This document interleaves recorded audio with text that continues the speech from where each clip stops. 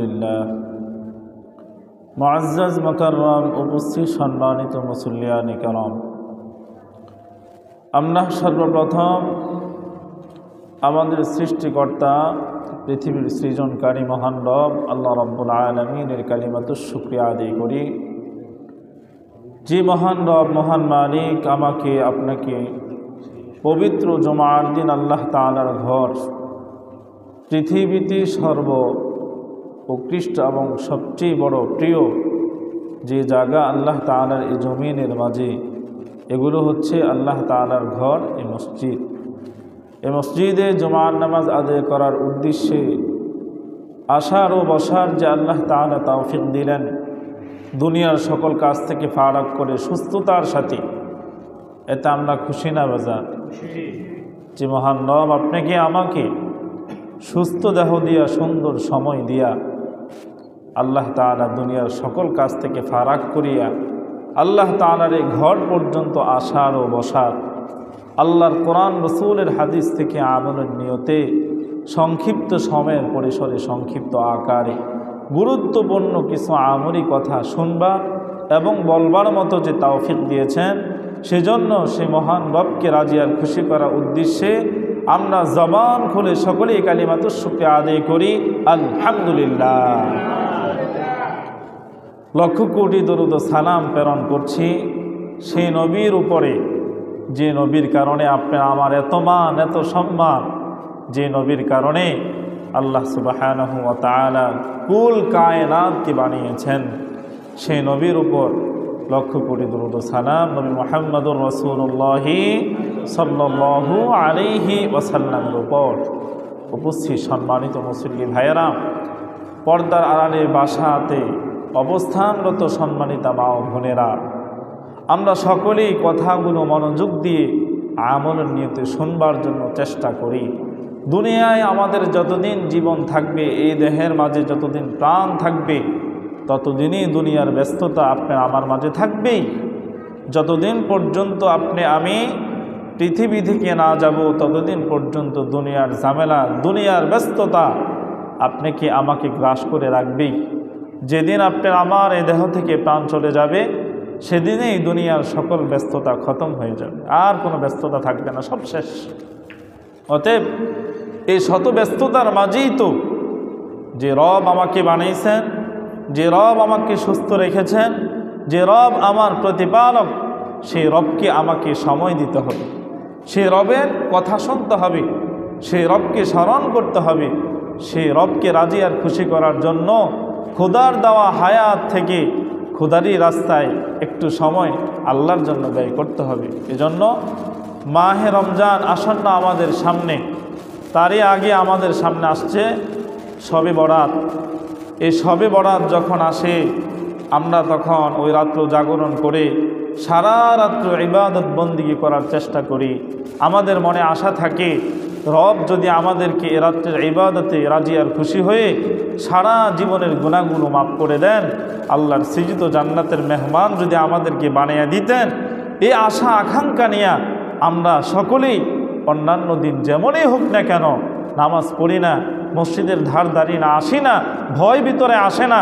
কিন্তু বিশেষ দিনগুলো যখন আমাদের সামনে আসে, তখন মানুষগুলো পাগলের মতো ছুটে আসে। আজকে নামাজের দিন, আজকে ক্ষমার দিন, হয়তো আজকে আল্লাহ তাআলা আমাদেরকে মাফ করবেন, আল্লাহ ক্ষমা করে দিবেন।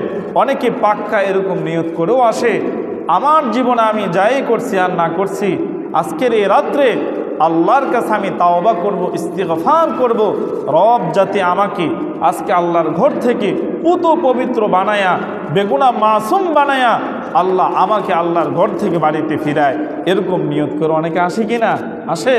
তবে আমি যে লাইলাতুল বারাতে আসবো, ইবাদত বন্দেগী করব, খোদার কাছে আমি মাপ চাবো, কিন্তু আল্লাহ তাআলা ওই রাত্র অনেক ধরনের মানুষ আছে যাদেরকে ক্ষমা করবেন না। লাইলাতুল বারাতের রাত্রিতে আল্লাহ তাআলা অনেক বান্দা বান্দিকে ক্ষমা করবেন না। কাদেরকে ক্ষমা করবেন না? এই মানুষগুলো কারা? তাদের অন্যায় কি? তাদের অপরাধ কি? তাদের পাপ কি? এটা তো লাইলাতুল বারাত আসার আগেই জানা দরকার।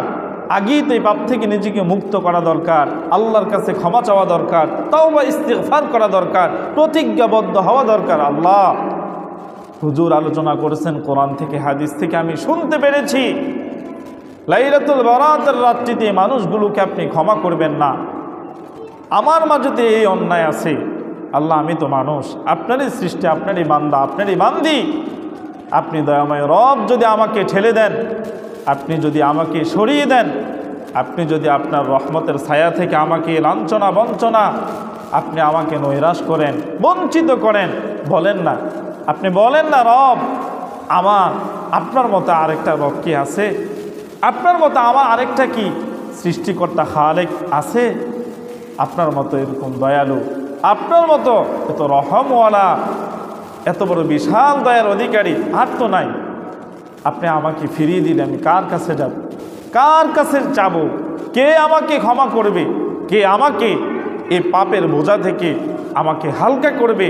কে আমার এই মাথার উপর থেকে বিশাল পাপ মোচন করবে? কে আমাকে পাপ মুক্ত করবে? কে আমার পরকালে জান্নাতে যাওয়ার বাধাগুলোকে চূর্ণ বিচূর্ণ করে দিয়ে আমার জান্নাতে যাওয়ার রাস্তাকে পুরো স্বচ্ছ বানিয়ে দিবে? এটা তো একমাত্র ক্ষমতাধর মালিক আপনি। আপনি ছাড়া তো আর কেউ আমার এই জান্নাতের রাস্তাকে পরিষ্কার করতে পারবে না, কেউ পারবে না। অতএব আপনি আমাকে, এই অন্যায় আমি করেছি, এই অন্যায় আমি অপরাধী, আমি পাপী, আমি আসামি, আপনার কাছে আমি ক্ষমা চাই। আল্লাহ, আপনি আমাকে মাফ করে দেন। আল্লাহ, আপনি আমাকে মাফ করে দেন। তারপরও লাইলাতুল বারাতের রাত্রিতে এই বিশাল বড় নিয়ামত থেকে আপনি আমাদেরকে বঞ্চিত করেন না, বলেন আমিন। এর মাঝে ঈমান আমল নষ্ট হয়ে যায় যেসব কারণে, এই কারণগুলো শুনবো। এই বিশেষ করে এই কারণগুলো কিন্তু মাহে রমজান আসলে আমরা ছেড়ে দিই, কেউ না বললো আমরা ছেড়ে দিই। মাহে রমজান আসলে মোটামুটি মানুষ পাপ অনেকটাই ছেড়ে দেয়। এটা মন্দ, এটা বুঝে মানুষ ছেড়ে দেয়, এটা করা যাবে না। রোজা রাখছি, এটা কিভাবে করি? রোজা রেখে এগুলো কীভাবে করা যায়? তখন নিজের বিবেক নাড়া দেয়, না এগুলো করা যায় না, ঠিক না? তো মাহে রমজান আসলে যে পাপ আমি করতে পারি না, আমার বিবেক বাধা দেয়, আমার নিজের অনুভূতি জাগি, আমার চেতনা শক্তি আমাকে নাড়া দেয়, না এগুলো পাপ, কখনো এগুলো করা যায় না।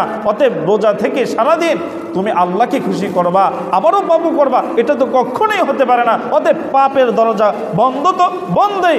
এই মাস আমি ইবাদতে মশগুল থাকবো, আল্লাহকে আমি খুশি করব তো করবে ইনশাআল্লাহ।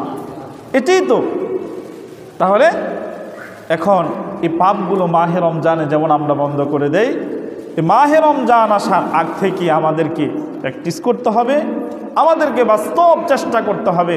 তাহলেই দেখবেন ইনশাআল্লাহ মাহে রমজান আসার আগে আমাদের পাপ কর্মগুলো বন্ধ হয়ে যাবে, আমলের দরজা আমাদের উন্মুক্ত হবে, আমল আমাদের দ্বারা অনেক বেশি করা আল্লাহর পক্ষ থেকে তৌফিক আসবে। সকলে বলেন আমিন।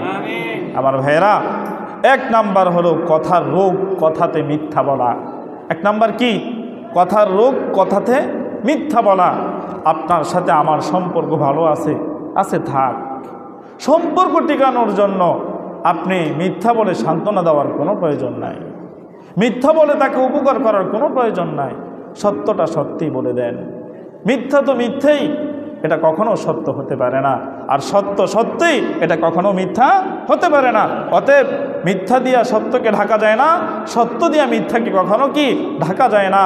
আলো যেমন অন্ধকারে থাকতে পারে না, অন্ধকার যেমন আলোর মাঝে থাকতে পারে না, দুইটা দুই ধরনের, ঠিক সত্য আর মিথ্যা ঠিক এরকম ধরনেরই।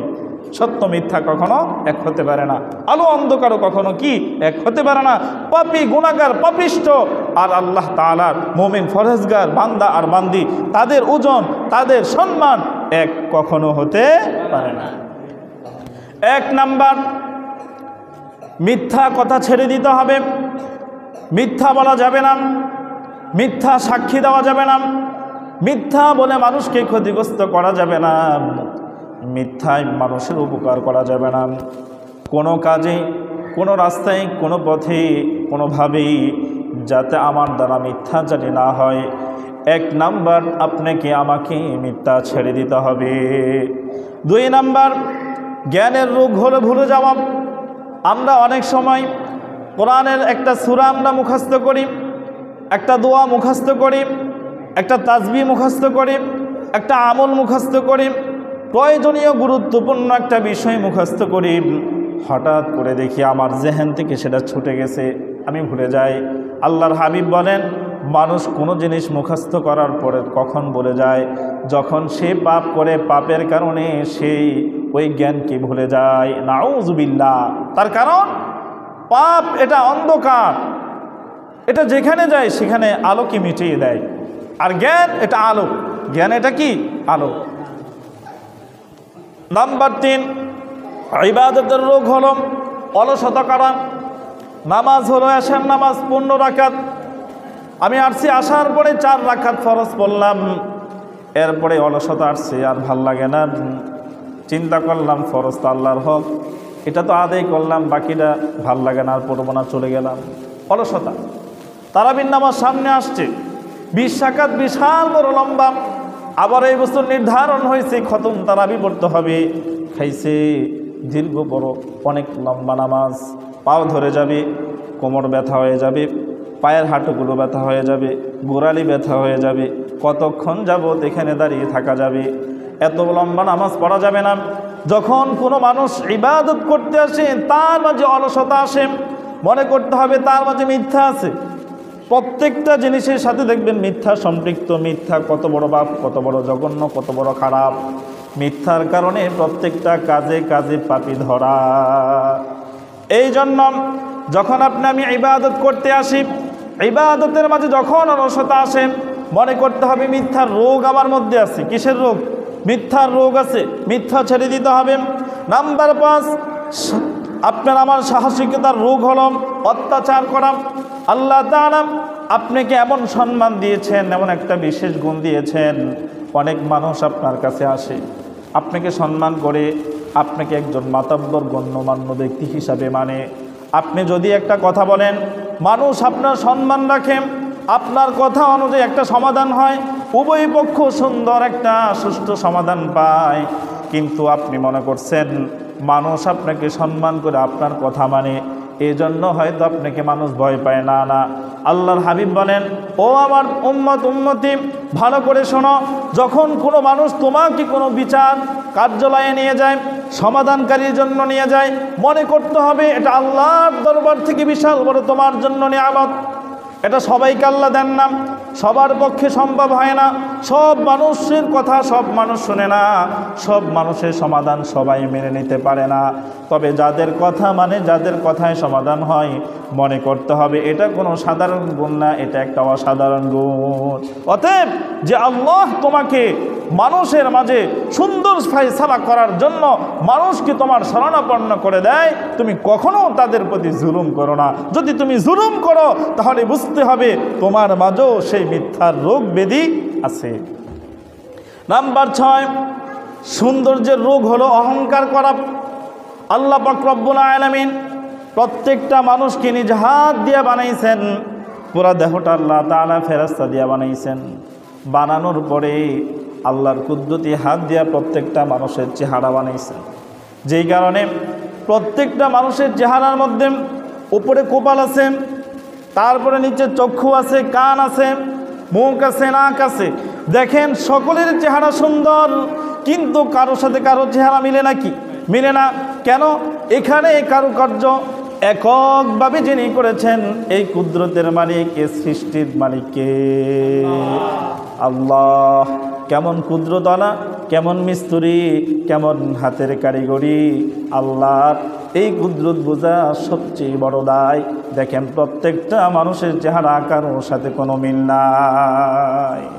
এই মহান আল্লাহ তার কুদরত দেখাইছেন। দেখো সবাই সবার চেহারার দিকে তাকাও, কারো চেহারা কারোর সাথে মিলবে না, কারো নাকের সাথে কারো নাক মিলে না, চোখের সাথে চোখ মিলে না, আর কানের সাথে কান মিলে না, চেহারা কারো মিলে না। কিন্তু কারো থেকে কারো চেহারা সুন্দর কোনো দিকেই মোটেই কম না, কিন্তু হয়তো কি কালো, না হয় কি সাদা, এতটুকুই পার্থক্য। কিন্তু সকলের সৃষ্টির অঙ্গ প্রত্যঙ্গ সমান দিছেন কিনা? এজন্য আল্লাহ পাক রব্বুল আলামিন বলেন, লাকাদ খালাকনাল ইনসানা ফি আহসানি তাকওয়িম। আমি একমাত্র মানব জাতিকে সবচেয়ে সুন্দর আকৃতি বানাইছি, এর চাইতে বড় সুন্দর আর আমি কোনো মাখলুককে বানাই নাই। সুবহানাল্লাহ। এজন্যই মানব জাতিকে বলছেন এই কপালটা, এই চেহারাটা, এই গর্দানটা একমাত্র তোমার রব আল্লাহ ব্যতীত অন্য কারো কদমে লুটে দিতে পারবে না, অন্য কারো সামনে নত করতে পারবে না। যদি তোমার মাথাকে নত করতে হয়, তোমার কপালকে কারো কদমে লাগাইতে হয়, একমাত্র যিনি তোমার চেহারা এককভাবে বানাইছেন তিনি তোমার রবকে আল্লাহ। সে আল্লাহর কদমে লুটাইয়ে দাও, সে আল্লাহর কদমে লাগাইয়ে দাও, সে আল্লাহর কদমে ঘোষা দাও, তোমার কপাল খুলে যাবে, ভাগ্যের দরজা উন্মুক্ত হয়ে যাবে। শিরিক থেকে নিজেকে মুক্ত করে নাও। রব এই সৃষ্টির যখন কদর দেখেন, তখন আল্লাহ তাআলা তোমার আমার উপর আল্লাহর পক্ষ থেকে রহমতের দরজা বৃষ্টির মতো বর্ষণ করে দেন। সুবহানাল্লাহ। এজন্য সৌন্দর্যের অহংকার করা যাবে না, তার কারণ এটা আল্লাহর পক্ষ থেকে বিশেষ দেওয়া একটি কি নিয়ামত। 7 নম্বর হলো বংশের রোগ হলো বড়াই করা। আমরা হলাম পাঠান বংশের লোক, আমরা হলাম ভুইয়া বংশের লোক, আমরা হলাম পাটোয়ারি বংশের লোক, আমরা হলাম পদানিয়া বংশের লোক, আসানা বংশের, এরকম উম্মক উম্মক উম্মক, আমরা এই বংশের, আমরা সেই বংশের। আমাদের ঐতিহ্য, আমাদের প্রভাব প্রতিপত্তি তোমরা জানো কি?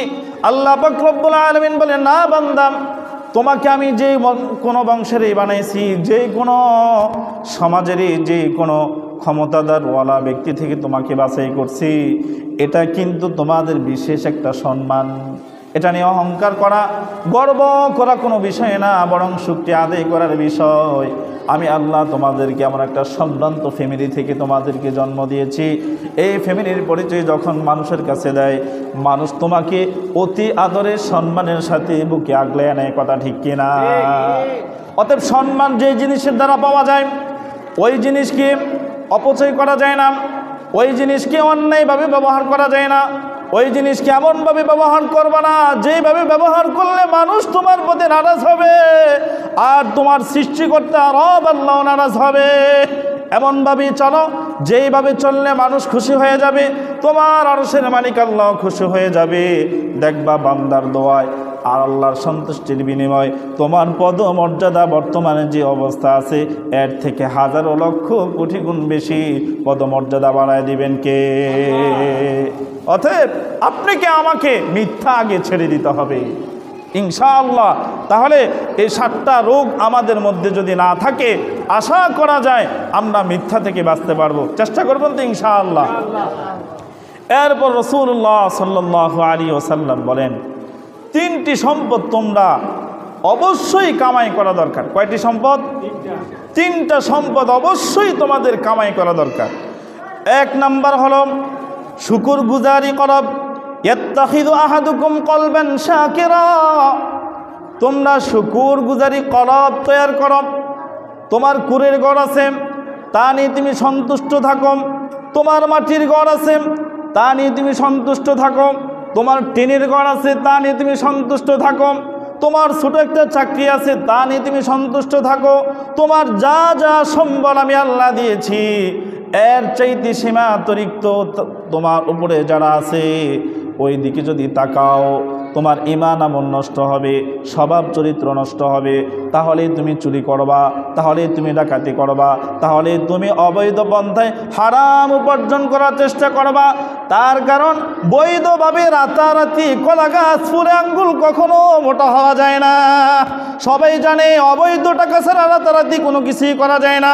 অতএব তোমার রব তোমাকে যা দিয়েছেন তার উপর সন্তুষ্ট থেকে শুকর যদি তুমি গুজার করো, শুকরিয়া আদায় করো, তোমার রব কোরআনুল কারীমের মাঝে বলেন, লা ইন শাকারতুম লা আযীদান্নাকুম ওয়া লা ইন কাফারতুম ইন্না আযাবি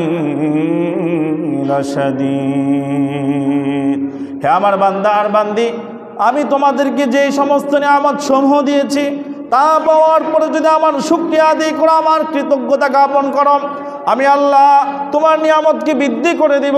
নিয়ামত পাওয়ার পরে খাওয়ার পরে উপভোগ করার পরে যদি আমার শুকরিয়া আদায় না করে অকৃতজ্ঞ হও, না শুকরিগুজার করো, আমি আল্লাহ তোমার কাছ থেকে আছে আমার দেওয়া নিয়ামতগুলো ছিনিয়ে নিয়ে যাও। বলেন নাউজুবিল্লাহ। শুধু তাই নয়, তোমার কাছ থেকে নিয়ামত তো ছিনিয়ে নিয়ে যাব। ইন্না আযাবি লাশাদীদ, আমি আল্লাহ তোমার জন্য কঠিন শাস্তিরও ব্যবস্থা করে রেখেছি। নাউজুবিল্লাহ। আল্লাহ আপনাকে আমাকে বড় মহব্বত আর ভালোবেসে পছন্দ করে এই দুনিয়ার সকল মানুষ থেকে আলাদা করে আপনাকে অর্থ সম্পদ দান করছেন। এটাও আপনার জন্য আল্লাহর পক্ষ থেকে বিশেষ বড় পাওয়া। এটা বিশেষ বড় পাওয়া। আর না হয় আল্লাহ আপনাকে এত অর্থ কেন দিলেন, এত সম্পদ কেন দিলেন? আল্লাহ অন্যকেও তো দিতে পারতেন। আপনার বোঝা দরকার, আল্লাহ আমাকে আছে ধন যাতে ছিনিয়ে না যান, এর আগে এই সম্পদ আমাকে অবশ্যই যথা কাজে যথা পাত্রে ব্যবহার করতে হবে। আল্লাহ তাআলা আমাদেরকে আছে সম্পদ নিয়ে বেশি বেশি শুকরিয়া আদায় করার তৌফিক দেন। বলেন আমিন। আমার ভাইয়েরাম, 2 নাম্বার হলো জিকিরকারী জবান তৈরি করা। কি কারি? জিকিরকারী। আগে আমরা দেখতাম ছোটকালে মসজিদে ফজরের নামাজের পরে জিকির করা হতো, মসজিদে সকাল সন্ধ্যায় জিকির করা হতো, বাসা বাড়িতে মুরব্বীরা সকাল সন্ধ্যায় জিকির করত, মুরব্বীরা রাস্তায় হাঁটতে হাঁটতে জিকির করত, মুরব্বীদের হাতে তাসবিহ থাকতো, মুরব্বীরা সকালবেলা কোরআন পড়তো, সন্ধ্যাবেলা কোরআন পড়তো। কেউ দেখে পড়তে পারতো না, কিন্তু মুখস্থ যা পড়তো তাই পড়তো। মুরব্বীরা রাত্রে শেষ অংশে ওঠে তাহাজ্জুদ পড়তো, জিকির করতো। এক ঘর থেকে আরেক ঘরের বেড়া দিয়া জানালা দিয়ে আওয়াজ আসতো, দাদা ভাই জিকির করতেছেন, লা ইলাহা ইল্লাল্লাহ, লা ইলাহা ইল্লাল্লাহ, লা ইলাহা ইল্লাল্লাহ। আরেকজন মুরব্বী একটু বুদ্ধিমান, আরবি অর্থ একটু বুঝেন, উনি কালিমাও পড়েন, জিকির করেন, আবারও বলেন, নাই কোনো মাবুদ এক আল্লাহ ছাড়া, নাই কোনো মাবুদ এক আল্লাহ ছাড়া, নাই কোনো মাবুদ এক আল্লাহ ছাড়া। আল্লাহর হাবিব বলেন, সকাল সন্ধ্যায় 2 বেলা তোমরা জিকির করো। যদি কোনো আল্লাহ তাআলার বান্দা আর বান্দি সকাল সন্ধ্যায় 2 বেলা আল্লাহ তাআলার নামের জিকির, আফযলুয যিকরি লা ইলাহা ইল্লাল্লাহ, জিকিরের মাঝে শ্রেষ্ঠ জিকির হলো লা ইলাহা ইল্লাল্লাহ। এই জিকিরটা বেশি বেশি করে ওই বান্দার জবান দিয়া কখনো মিথ্যা আসবে না, ওই বান্দার এ কলবে কখনো মিথ্যা ঠাঁই নেবে না, এই বান্দা কখনো জবানে হারাম বক্ষণ করবে না, এই বান্দা কখনো পেটের ভিতরে হারাম ঢুকাবে না। অতএব তুমি সকাল সন্ধ্যায় 2 বেলা আল্লাহ তাআলার নামের জিকির চালু করে দাও। ফজর নামাজ পড়ার পরে যাই নামাজে বসে তুমি জিকির করো, তোমার বাসা বাড়িতে জিকির করো, সন্ধ্যাবেলা তোমার বাসাতে একটু জিকির করো।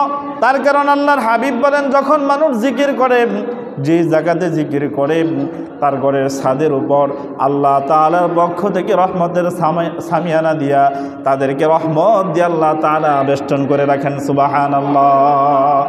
আপনার ঘরের উপর কত মুসিবত, কত আযাব, এই ঘরে কত ধরনের বিপদ।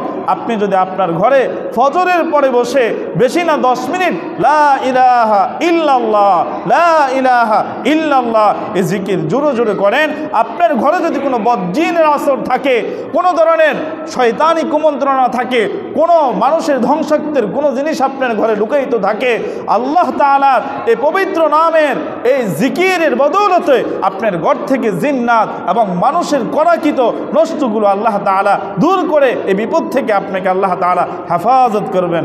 সুবহানাল্লাহ। পারবেন না ইনশাআল্লাহ? তাহলে আমরা এখন থেকেই চেষ্টা করব, মাহে রমজান আসলে তো অবশ্যই রাত্রে শেষাংশে তাহাজ্জুদ পড়ব, জিকিরও করব। নাম্বার 3 হলো এমন বিবি যে তার স্বামীকে আল্লাহ পাকের ইবাদতে সাহায্য করে। ওয়া ইমরাতান তুঈদু আহাদান আলা তাআতিল্লাহ, এমন বিবি তার নিজের জন্য জোগাড় করা, এমন মেয়েকে বিবাহ করার পরে তাকে এমনভাবে তৈরি করা যে স্ত্রী তাকে আল্লাহ তাআলার সকল কাজে ইবাদত বন্দিগিতে সহযোগিতা করে। সুবহানাল্লাহ। এজন্য আল্লাহর হাবিব সাল্লাল্লাহু আলাইহি ওয়াসাল্লাম যখন রাত্রে তাহাজ্জুদ নামাজ পড়তে উঠতেন, আল্লাহর হাবিব হাদিসের মাঝে ইরশাদ করেন, আমি যখন রাত্রে তাহাজ্জুদের পড়ার জন্য উঠতাম, একদিন আয়েশা সিদ্দিকা রাদিয়াল্লাহু তাআলা আনহা রাসূল সাল্লাল্লাহু আলাইহি সাল্লামের রওজা মোবারক যেখানে রাসূলের কবর মোবারক, এটি ছিল হযরত আম্মা জান আয়েশা সিদ্দিকা রাদিয়াল্লাহু তাআলা আনহার ঘর। খেজুর পাতার ঘর, খেজুর পাতার ছানি, খেজুর পাতার বেরাম, নিচে খেজুর পাতার বিছনা। আরে কেমন নবী, কেমন বিছানা, কেমন ঘর! ওই ঘরে থাকার পরও খোদাকে ভুলে নাই। ওই নবীর স্ত্রী বলেন, যখন রাসূলুল্লাহ সাল্লাল্লাহু আলাইহি ওয়াসাল্লাম সিজদা দিতে গেলেন, আমার পাওটা রসুলের কান মোবারকের সাথে একটু লাগছে। আল্লাহ রসুল হাত দিয়ে পাওটা সামান্য একটু সরাইছেন যাতে সুন্দরভাবে সিজদা দিতে পারেন। একটু পরে আমি উঠে গেছি, উঠে দেখে আল্লাহর হাবিব সাল্লাল্লাহু আলাইহি ওয়াসাল্লাম অল্প একটু জায়গার মাঝে এত লম্বা একটা সিজদা দিলেন, সিজদা থেকে রসুল উঠতেছেন না। দীর্ঘ সময় সিজদার মাঝে শুধু কান্না কান্না কান্না। একটি রব্বি হাবিলি ইয়া উম্মতি, হে আল্লাহ আমার উম্মত, আমার উম্মত, আমার উম্মত, তাদেরকে মাফ করে দাও, তাদেরকে ক্ষমা করে দাও। হায়রে উম্মত, রসুল তোমাদের গুনাহের কারণে, রসুল তোমার পাপের কারণে, রসুল তোমার অন্যায়ের কারণে আল্লাহ পাকের পক্ষ থেকে তোমার জন্য ক্ষমা নেওয়ার জন্য রাত্রের ঘুম হারাম করে তাহাজ্জুদের সিজদায় পড়ে কি কান্না করছেন। আর তুমি আমি পাপের ঘোড়ার উপর এমনভাবে সাওয়ার হয়েছি, এত দৌড়াইতেছি, মনে হয় এটি আমার সবচেয়ে বড় সফলকামী পথ। নাউজুবিল্লাহ। এজন্য আমাদেরকে আমাদের ঘরে তাহাজ্জুদ কায়েম করতে হবে। আল্লাহর হাবিব এরপর থেকে যখনই তাহাজ্জুদে উঠতেন, তখনই আম্মা জান আয়েশা সিদ্দিকা রাদিয়াল্লাহু তাআলাকে জাগ্রত করতেন, উঠো আয়েশা, উঠো, তাহাজ্জুদে দাঁড়াও। এজন্য যে ঘরে স্বামী আর স্ত্রী দুইজন একসাথে একই জায়নামাজে তাহাজ্জুদ পড়ে, ওই স্বামী স্ত্রীর মাঝে কখনো দ্বন্দ্ব হতে পারে না, তাদের মহব্বতের মাঝে ঘাটতি হতে পারে না, তাদের এই সোনার সংসারে কোনোদিন শয়তান কুমন্ত্রণা কুপ্রবঞ্চনা দিয়ে একে অপর থেকে কখনো বিচ্ছিন্ন করতে পারে না। কথা ঠিক কিনা? আল্লাহর সামনে তো এক হইতে পারেন না, আর বাকি অন্য জায়গায় এক কীভাবে হইবেন? এই জায়গায় এক হয়ে যান, বাকি সব জায়গায় এক করে দিবেন কে? আল্লাহ। দুইজন একসাথে যায় নামাজে দাঁড়ান, নামাজ শেষ করে আপনি স্বামী আপনি দোয়া ধরেন না, আল্লাহ আমার এই স্ত্রী আমার জন্য জীবন সঙ্গিনী হিসাবে আপনি কবুল করেছেন, তার নেক হায়াত দেন, আমার অনেক হায়াত দেন, তার লম্বা হায়াত দেন, আমারও লম্বা হায়াত দেন, তাকে আমি ভালোবাসি, সে যাতে আমাকে আমার মতোই ভালোবাসে, এমন ভালোবাসা তার অন্তরে আপনি সৃষ্টি করে দেন। আল্লাহ তার হকগুলো সুন্দরভাবে আদায় করার মতো তৌফিক আমাকে দেন, আমার হকগুলো তাকে সুন্দরভাবে আদায় করার তৌফিক দেন। আমার বিবি অসুস্থ গো আল্লাহ, তার রোগটা আপনি দূর করে দেন, তাকে সুস্থ করে দেন। আপনি যখন বিবির জন্য এইভাবে দোয়া করবেন, আপনার বিবি কি বলবে? আল্লাহ তারা ধ্বংস করে দেন। কথা কেন? বিবিকে এটা বলবেন? বিবিও বলবে আল্লাহ আমার স্বামীরা কতবার আগে জানতাম না, নামাজ পড়ার পরে যাই নামাজে প্রত্যেক দিন আমার স্বামী তো আমার জন্য এইভাবেই দোয়া করে, আমি কি করতেছি? হায় রে আল্লাহ, আমার মাথায় যে পরিমাণ চুল আছে তার চাইতে বেশি হায়াত আমার স্বামীটাকে আপনি দিয়া দেন। করবে না? মহিলারা কিন্তু এমনি দোয়া করে, আপনি একটু দিবেন, আপনার চাইতে 10 গুণ বেশি তারা দিব। তবে ভালোবাসার মতো দিতে হবে, তাহলেই দেখবেন যেই পরিমাণ ভালোবাসার আশা আপনি কখনো করেন নাই, এর চাইতে বেশি পাবেন। কথা ঠিক কিনা? পারবেন ইনশাআল্লাহ? তাহলে স্বামী স্ত্রী তাহাজ্জুদ কায়েম করবেন। তাহলে আল্লাহ পাক রব্বুল আলামিন ওনার হাবিব সরকার দু আলম নবী মুহাম্মদ সাল্লাল্লাহু আলাইহি ওয়াসাল্লামকে একদিন সাহাবায়ে কেরাম জিজ্ঞাসা করলেন, ইয়া রাসূলুল্লাহ, ইয়া হাবিবাল্লাহ, আমরা সুবহানাল্লাহ বেশি বেশি পড়ব নাকি আস্তাগফিরুল্লাহ বেশি বেশি পড়ব? কি বললাম? সাহাবায়ে কেরাম আল্লাহর নবীকে প্রশ্ন করলেন, ইয়া রাসূলুল্লাহ, আমরা কি সুবহানাল্লাহ বেশি বেশি পড়ব নাকি আস্তাগফিরুল্লাহ বেশি বেশি পড়ব? আল্লাহর হাবিব বললেন, যদি তোমাদের শরীরে যেই কাপড় আছে সেটা যদি ময়লা হয়ে যায়, তার মাঝে তোমরা কি আতর ব্যবহার করো না, সাবান ব্যবহার করো? কাপড়ে যদি ময়লা থাকে তাহলে কি ব্যবহার করি? সাবান ব্যবহার করি। কেন? সাবান দ্বারা কাপড়ের ময়লা দূর হয়ে যাবে। অতএব যে ব্যক্তির জীবনে পাপ আছে, নিজেকে পাপী মনে করে, গুনাহগার মনে করে, তার কলবে গুনাহ আছে মনে করে, এই ব্যক্তি যাতে বেশি বেশি ইস্তিগফার করে আস্তাগফিরুল্লাহ আস্তাগফিরুল্লাহ আস্তাগফিরুল্লাহ আস্তাগফিরুল্লাহ আস্তাগফিরুল্লাহ আস্তাগফিরুল্লাহ, যার গুনাহ আছে সে যেন এটা বেশি বেশি পড়ে। আর যার গুনাহ কম, যে কাপড়টা ময়লা বিহীন, পুত পবিত্র সুন্দর, ময়লা থেকে পরিচ্ছন্ন, এই কাপড়ে মানুষ সাবান লাগায় না আতর লাগায়? পরিষ্কার পরিচ্ছন্ন কাপড়ে মানুষ আতর লাগায় না সাবান লাগায়? আরেকটু জোরে, আতর লাগায় না সাবান লাগায়? অতএব যে সমস্ত কাপড়ে মানুষ সুগন্ধি লাগায়, তার মতোই ঠিক যে মানুষের কলবটা পরিষ্কার, গুনাহ কম, এই মানুষটা যেন বেশি বেশি জবান দিয়ে পড়ে সুবহানাল্লাহ সুবহানাল্লাহ সুবহানাল্লাহ সুবহানাল্লাহ সুবহানাল্লাহ সুবহানাল্লাহ সুবহানাল্লাহ। তাসবিহ নেন, সকালে 100 বার পড়েন, বিকালে 100 বার পড়েন, সকাল সন্ধ্যায় তাসবিহ পড়েন, জবানটাকে পবিত্র করেন, মিথ্যা থেকে নিজেকে সরিয়ে নেন, কলবটাকে পরিষ্কার করেন, আরশের মালিক আল্লাহকে রাজি খুশি করেন। দুনিয়ার মানুষ ভালোবাসবে, আরশের মালিক আল্লাহ ভালোবাসবে।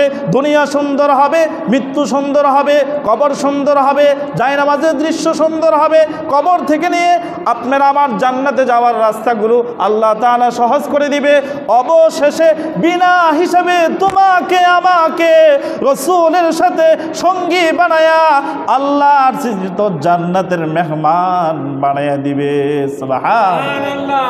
আল্লাহ তাআলার জান্নাতের মেহমান হতে রাজি আছেন আপনারা? তাহলে বেশি বেশি মিথ্যা বলবেন, বেশি বেশি গীবত করবেন, বেশি বেশি হিংসা করবেন, বেশি বেশি শিরিক করবেন, বেশি বেশি সুদ খাইবেন, বেশি বেশি ঘুষ খাইবেন, অন্যের জমির আইল ঠেলবেন, মানুষের মাথায় বাড়ি দিবেন, পিছে দিয়ে ঘুষি দিবেন, সময় মতো বলে পানিতে যাইতে ধরবেন, আর যা করা দরকার আকাম কুকাম সব করবেন, পরে মোল্লারে বাড়িতে নিয়ে ইচ্ছা মতো মিলাদ দিয়া পরে সব পরিষ্কার করে নেবেন। ঠিক না? চিন্তা করছেন পাবলিক কত নাম্বার? সারা রাত গান চালায়, সকালবেলা হুজুরে নিয়ে একটু দোয়া করে দেন। চিন্তা করছেন? আল্লাহ পাক রব্বুল আলামিন সবাইকে আমল গুলা করার তৌফিক দেন, বলেন আমিন। সর্বশেষ 3টা কথা। 1 নাম্বার শিরিক ছেড়ে দিতে হবে। কি? 2 নাম্বার পিতামাতার অবাধ্য হওয়া যাবে না, বাধ্য হতে হবে। নাম্বার 3 সকল পাপ কাজ থেকে নিজেকে হেফাজত করতে হবে। তাহলে লাইলাতুল বারাতের রাত্রিতে আল্লাহর পক্ষ থেকে নাজাত পাওয়া যাবে। আর এই 3 কাজ যদি না গুটিয়ে নেই, কখনোই আল্লাহর পক্ষ থেকে আমি জাহান্নাম থেকে মুক্ত পাবো না, আর পাপ থেকেও মুক্ত হতে পারবো না, আল্লাহর সৃজিত জান্নাতের মেহমানও হতে পারবো না। নাউযুবিল্লাহ। আল্লাহ পাক রব্বুল আলামিন সবাইকে কথাগুলোর উপর আমল করার তৌফিক দেন, বলেন আমিন। ওয়া আখির দাওয়ানা আলহামদুলিল্লাহি রাব্বিল আলামিন। আসসালামু আলাইকুম ওয়া রাহমাতুল্লাহি ওয়া বারাকাতুহু।